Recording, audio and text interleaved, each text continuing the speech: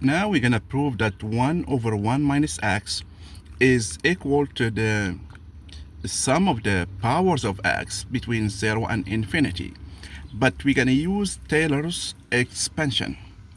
In fact, we're gonna use Maclaurin expansion because we're gonna do the expansion on series on around 0. Okay? In this case, we can, or we know that some function, our function f of x is going to be written as the sum of x to the power k, where k is going from 0 to infinity. Okay, our f in this case is 1 over 1 minus x. This is our f of x. Okay, and to do so, we need to derive the nth or the kth derivative of f, and after that we take the zero values of the kth derivative. Okay, so in to be able to find the expansion using the Taylor's expansion or Taylor representations in series, we need to find the nth derivative of 1 over 1 minus x. Okay, so here, given our function f of x is 1 over 1 minus x, we can prove that the nth derivative of f is n factorial over 1 minus x to the power n plus 1. How can we do this? So we can prove it by induction, or we can work it out.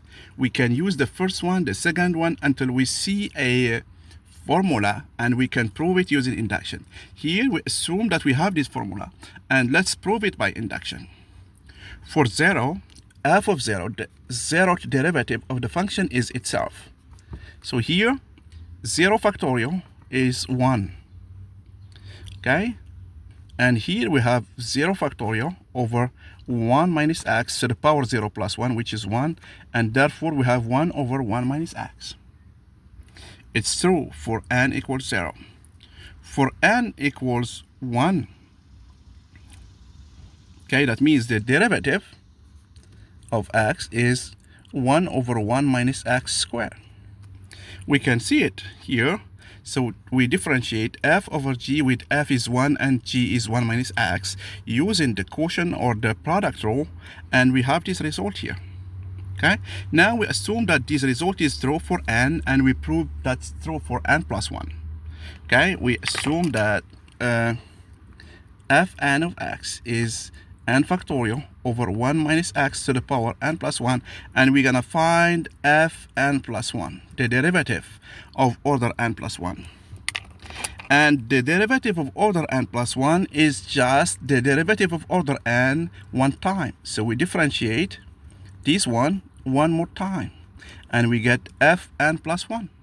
Okay, so here, so let's differentiate this one. So to find f of n plus 1, so we have f of n, which is n factorial over 1 minus x to the power n plus 1. Let's differentiate this one to get n plus 1, the derivative of order n plus 1. Okay, so we take n factorial outside, and we use our rules here. So we have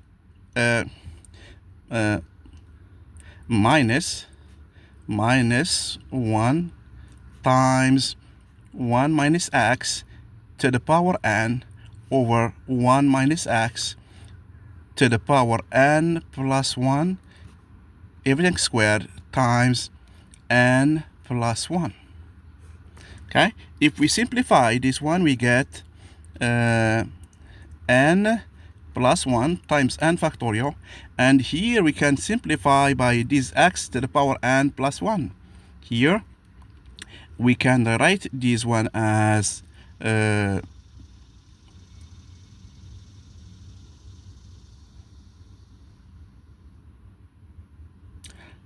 1 minus x to the power n over 1 minus x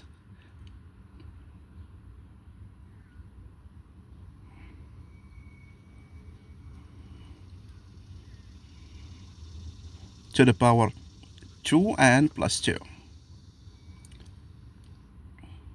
Okay, here we can simplify one more time. We have n plus 1 times n factorial is n plus 1 factorial.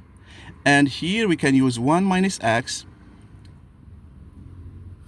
to the power n. We take it down, we're going to get 1 minus x to the power n plus 2. Okay, we see that we're using the rules that a to the power n over b to the power m is 1 over b to the power m minus n. So here we take one more down, okay, and therefore we have this result here, which is true. Okay, so this is, we added one more coefficient here, and therefore this is just the derivative of order n plus 1 of x, of f of x, and this means that our result is true. Okay, that means that this result is true. Since it is true, we're gonna use it to evaluate.